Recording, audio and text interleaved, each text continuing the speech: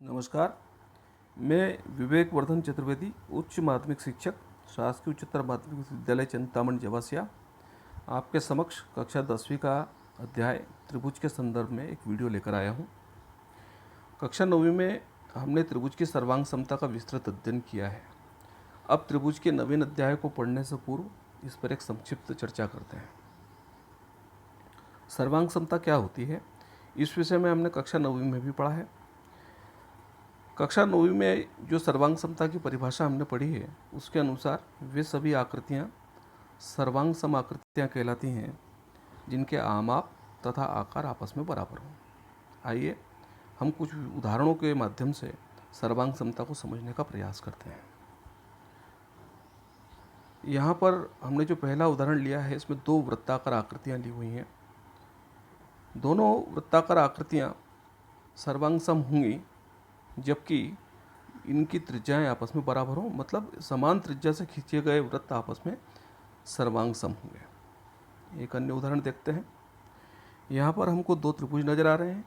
ये दोनों त्रिभुज आपस में सर्वांग सम होंगे यदि इनकी भुजाएं आपस में बराबर होंगी, समान आकार समान लंबाई की जो इनकी भुजाएं होंगी, तो ये त्रिभुज आपस में सर्वांग सम होंगे।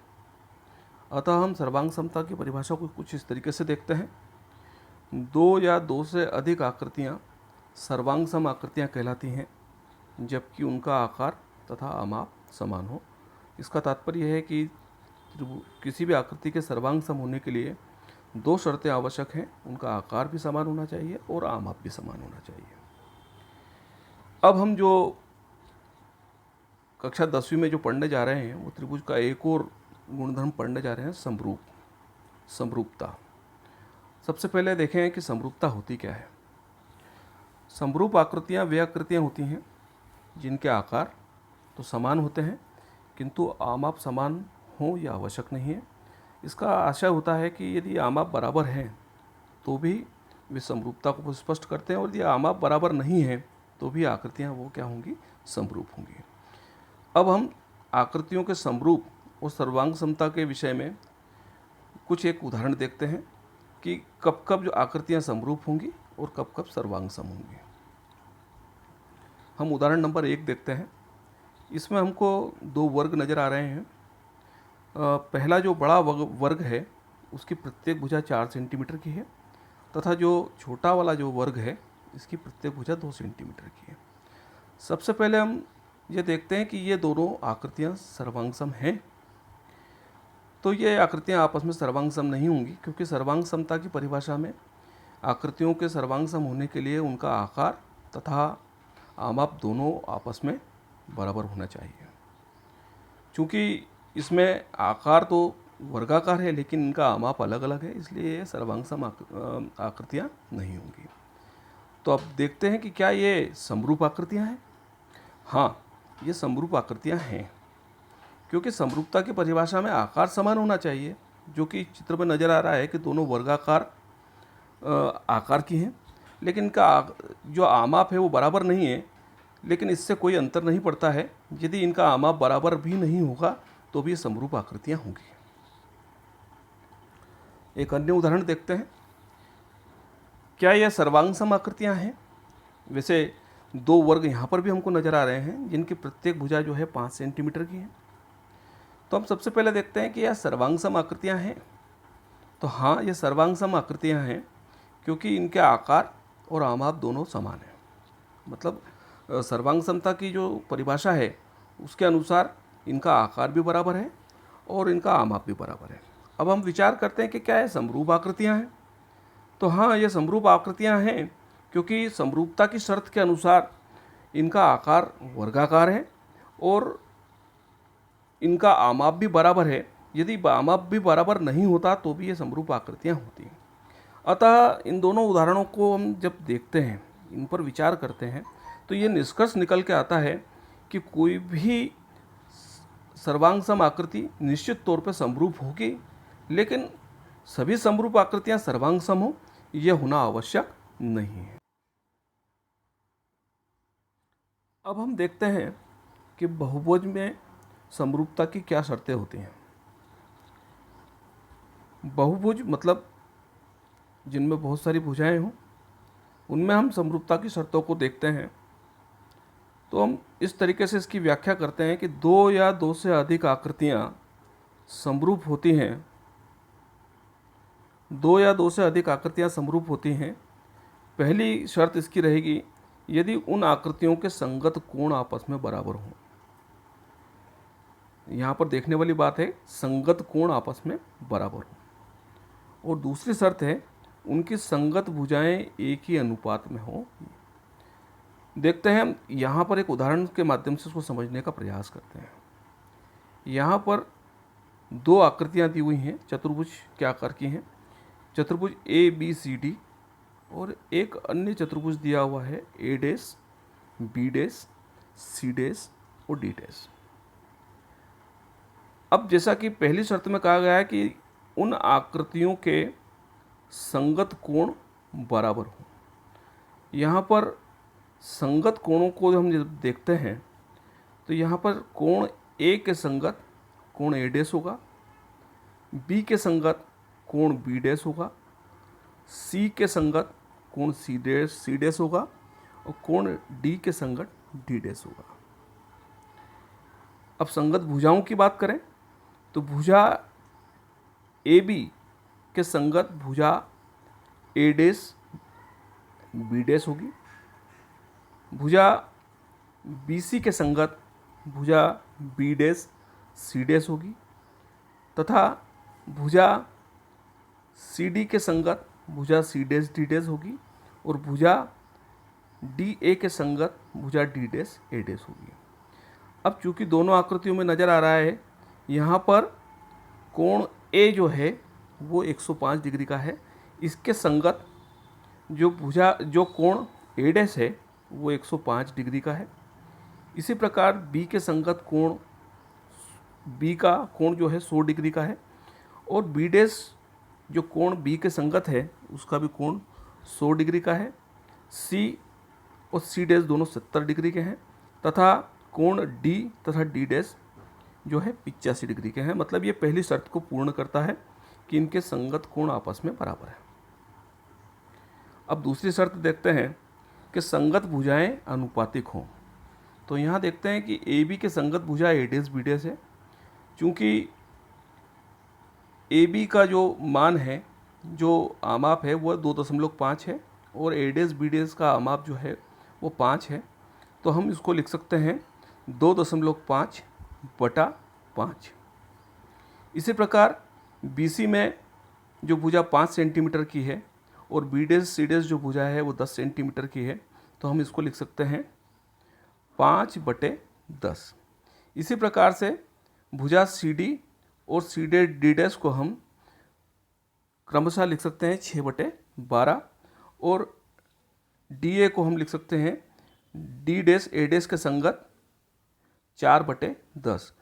हम देखते हैं कि सभी भुजाओं का जो अनुपात हम देख रहे हैं तो वो भुजाओं का अनुपात, सभी चारों भुजाओं का अनुपात जो निकल के आ रहा है वो आ रहा है आपका 1/2, जो कि दूसरी शर्त को भी पूर्ण करता है।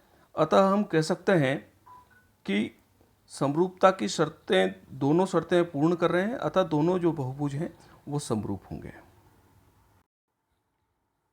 अब हम त्रिभुज की समरूपता के विषय में यदि देखें, चूँकि त्रिभुज भी एक बहुभुज का ही रूप है, अतः ये दोनों शर्तें त्रिभुज की समरूपता के लिए भी सिद्ध होंगी। पहली शर्त, यदि दो त्रिभुज जिनके संगत कोण आपस में बराबर हों तथा जिनकी संगत भुजाएं एक ही अनुपात में हों, तो वे त्रिभुज भी आपस में समरूप त्रिभुज होंगे। आइए त्रिभुज की जो क्षेत्रफल है, दो समरूप त्रिभुजों के जो क्षेत्रफल का जो अनुपात होता है, इसके संबंध में हम एक प्रमेय देखते हैं। प्रमेय का जो कथन है वो इस प्रकार से, दो समरूप त्रिभुजों के क्षेत्रफलों का अनुपात इनकी संगत भुजाओं के अनुपात के वर्ग के बराबर होता है। फिर से एक बार कथन को देखते हैं। दो समरूप त्रिभुजों के क्षेत्रफल का अनुपात इनकी संगत भुजाओं के अनुपात के वर्ग के बराबर होता है। दो समरूप त्रिभुज हमको चाहिए। हमने चित्र अनुसार दो समरूप त्रिभुजों को लिया है। एक त्रिभुज है त्रिभुज ABC और दूसरा त्रिभुज हमने लिया है PQR। दोनों त्रिभुज आपस में समरूप हैं, अतः समरूप होते ही यहाँ पर ये निष्कर्ष निकलेगा कि जो इनके संगत कोण होंगे वो आपस में बराबर होंगे, अर्थात कोण B कोण Q के बराबर होगा, कोण C कोण R के बराबर होगा और कोण A कोण P के बराबर होगा, तथा इनकी संगत भुजाएं आपस में अनुपातिक होंगी या एक ही अनुपात में होंगी, अर्थात AB के संगत भुजा PQ ये अनुपातिक होंगी, BC QR के अनुपातिक होगी और AC जो है वो PR के बराबर अनुपातिक होगी। जो कथन में दिया हुआ है क्षेत्रफल का अनुपात इनकी संगत भुजाओं के अनुपात के वर्ग के बराबर होता है, अतः हमको सिद्ध करना है कि त्रिभुज क्षेत्रफल ABC बटे क्षेत्रफल त्रिभुज PQR बराबर होगा। अब भुजाएं अनुपातिक भुजाएं हैं AB बटे PQ, वर्ग के बराबर है, अतः दोनों के ऊपर क्या लगेगा, वर्ग लगेगा, बराबर BC बटे QR का होल वर्ग हो जाएगा और AC बटे PR का भी वर्ग होगा। दोनों त्रिभुज के क्षेत्रफल ज्ञात करने के लिए हम शीर्ष लंब खींचेंगे। ये शीर्ष लंब क्यों खींचा जा रहा है, क्योंकि यहाँ पर हम दोनों त्रिभुजों का क्षेत्रफल ज्ञात करेंगे। मैं एक चीज़ आपको यहाँ पे और क्लियर कर देना चाहता हूँ कि ये प्रमेय हम 3 हिस्सों में देखेंगे, इसके 3 पार्ट खींचेंगे। यहाँ पे रचना के तौर पर हम शीर्ष लंब खींच रहे हैं। शीर्ष लंब खींचने के पीछे हमारा मकसद है कि हम दोनों त्रिभुजों के क्षेत्रफल को बहुत आसानी से प्राप्त कर सकें, क्योंकि हम जानते हैं कि त्रिभुज का जो क्षेत्रफल होता है वो होता है 1/2 गुणा आधार गुणा ऊंचाई। तो ऊंचाई प्राप्त करने के लिए हमने शीर्ष लंब A से पहले त्रिभुज ABC में शीर्ष A से एक लंब खींचा है AM और PQR में शीर्ष P से एक लंब खींचा है PN। इसके तहत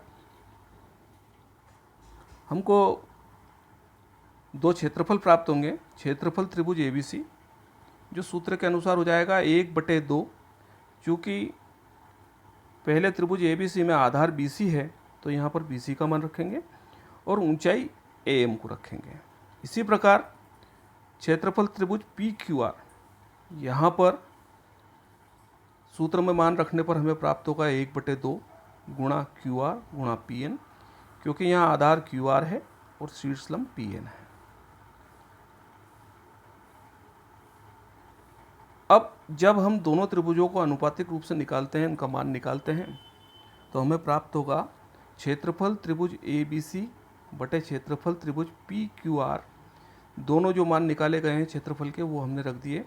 त्रिभुज का क्षेत्रफल रखा है 1/2 गुणा BC गुणा AM बटे 1/2 गुणा QR गुणा PN। तो हमें समीकरण 1 के रूप में जो मान प्राप्त होगा वो होगा क्षेत्रफल त्रिभुज ABC बटे क्षेत्रफल त्रिभुज PQR बराबर BC गुणा AM बटे QR गुणा PN। ये हमारा प्रमेय का पहला भाग हमें प्राप्त हुआ। प्रमेय के दूसरे भाग में चूंकि हमने AM तथा PN दो शीर्ष लंब लिए हैं, तो इन शीर्ष लंबों का मान हमें दिए गए त्रिभुज, जो प्रमेय में दिए गए त्रिभुज हैं ABC और PQR की भुजाओं के संदर्भ में ज्ञात करना होगा।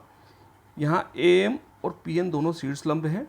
मैं फिर से बता रहा हूँ कि यहाँ पर हमें इनके अकॉर्डिंग जो अपना माने गए जो त्रिभुज हैं ABC और PQR, इनकी भुजाओं के बराबर इनका मान हमको ज्ञात करना है। इसे करने के लिए हम क्या करेंगे कि जो समकोण त्रिभुज बन रहे हैं उन दोनों त्रिभुजों को लेंगे। त्रिभुज ABC में जब हमने शीर्ष लंब डाला तो एक समकोण त्रिभुज हमें प्राप्त हुआ था AMB, और दूसरा जो त्रिभुज प्राप्त हुआ है PQR में जब हमने शीर्ष लंब PN डाला तो हमें प्राप्त हुआ PNQ।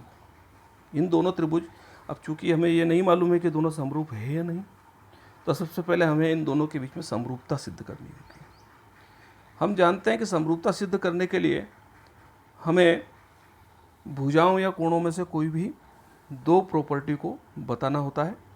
यहाँ पर दोनों त्रिभुजों में ये स्पष्ट नज़र आ रहा है कि कोण M और कोण N प्रत्येक 90 डिग्री का कोण है, मतलब ये समकोण है। पहली शर्त पूरी हुई। और इसी प्रकार यहाँ पर एंगल B और एंगल Q हमारी जो मूल त्रिभुज है ABC और PQR दोनों यहाँ पर समरूप हैं, अतः एंगल B और एंगल Q दोनों आपस में क्या होंगे, समरूप त्रिभुज हैं, अतः ये दोनों आपस में बराबर होंगे। तो यहाँ पर त्रिभुज AMB समरूप होगा त्रिभुज PNQ के, जो कि एंगल समरूपता की कसौटी पर खरा उतरता है। अतः हम कह सकते हैं कि जब दोनों त्रिभुज आपस में समरूप हैं तो जो AM बटे PN का जो मान है वो भुजा AB बटे PQ के बराबर आएगी। ये हमारा दूसरा हिस्सा हुआ प्रमेय का। अब हम प्रमेय के तीसरे हिस्से और महत्वपूर्ण हिस्से की तरफ अग्रसर होते हैं। तो सबसे पहले हमें ये भी देखना होगा कि जो त्रिभुज ABC और PQR जो हमको दे रखे थे वो समरूपता की शर्त पूर्व में ही हमें प्रश्न में ही दिया हुआ है, प्रमेय में ही दिया हुआ है, अतः इनकी भुजाएं अनुपातिक होंगी। अतः हम कह सकते हैं कि AB बटे PQ बराबर BC बटे QR बराबर AC बटे PR, ये संगत भुजाएं अनुपातिक होंगी। इसे हम जो हमारी समीकरण है वो तीसरी मानते हैं। अब समीकरण 2 और 3 का मान जब हम अपनी समीकरण नंबर 1 में रखेंगे तो हमें भुजाओं का वर्ग प्राप्त होगा। कैसे देखते हैं, BC गुणा AM बटे QR गुणा PN। यहाँ पर हम जैसे ये लाल वाले बॉक्स में बताया गया है कि भुजा BC बटे QR को हम समीकरण 3 के माध्यम से AB बटे PQ के रूप में भी लिख सकते हैं। इसका मान समीकरण 1 में रखेंगे। इसी प्रकार जो AM बटे PN जो है इसका मान हम समीकरण 2 के द्वारा AB बटे PQ के रूप में भी लिख सकते हैं। जब हम इसे समीकरण नंबर 1 में रखेंगे तो हमारे पास में जो मान प्राप्त होगा वो होगा AB बटे PQ गुणा AB बटे PQ, दोनों का जब हम गुणन करेंगे तो मान प्राप्त होगा AB बटे PQ का होल स्क्वायर, जो कि हमें चाहिए था। इस प्रकार हम कह सकते हैं कि त्रिभुज ABC का क्षेत्रफल बटे क्षेत्रफल PQR बराबर AB बटे PQ का वर्ग बराबर BC बटे QR का वर्ग बराबर CA बटे PR के वर्ग के रूप में लिखा जा सकता है। ये प्रमेय यहाँ पर सिद्ध होती है।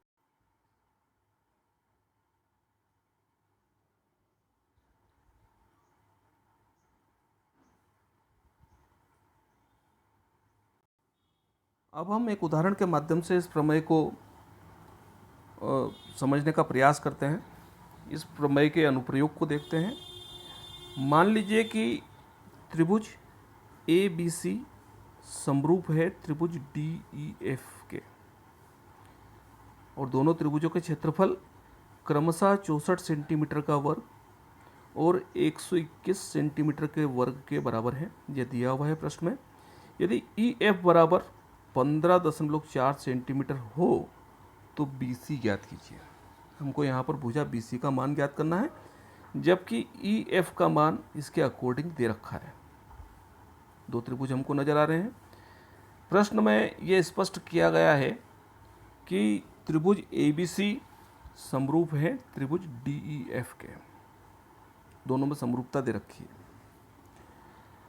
यदि समरूप त्रिभुज हैं तो निश्चित रूप से इनके कोण आपस में बराबर होंगे और संगत भुजाएं एक ही अनुपात की होंगी। ये दोनों कंडीशन अपने आप अप्लाई हो जाती हैं। अब हमने एक प्रमेय पढ़ रखी है त्रिभुज के क्षेत्रफल के संदर्भ में कि दो समरूप त्रिभुजों के क्षेत्रफल का अनुपात उनकी संगत भुजाओं के अनुपात के वर्ग के बराबर होता है।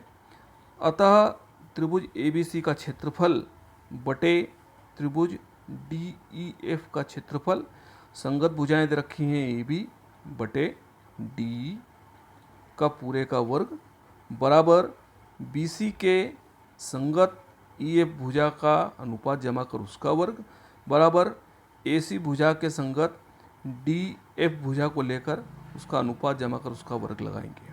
अब यहाँ पर दिया हुआ है त्रिभुज ABC का क्षेत्रफल 64 सेंटीमीटर है, जबकि त्रिभुज DEF का क्षेत्रफल 121 सेंटीमीटर का स्क्वायर है और एक भुजा EF उसका मान दिया हुआ है 15.4 सेंटीमीटर। चूँकि हम जानते हैं कि त्रिभुज ABC का क्षेत्रफल बटे DEF का क्षेत्रफल, यहाँ भुजा EF का मान दे रखा है तो स्पष्ट है कि भुजा EF के संगत भुजा BC होगी, अतः हम लिख सकते हैं BC बटे EF का पूरे का स्क्वायर। हम क्षेत्रफल के स्थानों पर मान रखते हैं तो यह हो जाएगा त्रिभुज ABC का क्षेत्रफल 64 बटे त्रिभुज DEF का क्षेत्रफल 64 बटे 121 बराबर BC बटे EF का मान रखा हमने 15.4 का पूरे का स्क्वायर। हम जानते हैं कि जब हम स्क्वायर को हटाते हैं तो सम्मुख भुजा जो संख्या है उस पर वर्गमूल लगता है। 64 का वर्गमूल 8 होता है और 121 का वर्गमूल 11 होता है। जब हम क्रॉस मल्टीप्लिकेशन करेंगे तो हमें प्राप्त होगा 8 गुणा 15.4 बटे 11। इसे हल करने पर BC का मान हमें प्राप्त होगा 11.2 सेंटीमीटर। तो आज के इस वीडियो में हमने समरूपता के विषय में उसकी प्रॉपर्टी, उसकी शर्तें क्या होती हैं किसी भी आकृतियों के समरूप होने के संबंध में, इसके अलावा हमने त्रिभुजों के क्षेत्रफल, समरूप त्रिभुजों के क्षेत्रफल की एक प्रमेय को पढ़ा और एक उदाहरण देखा।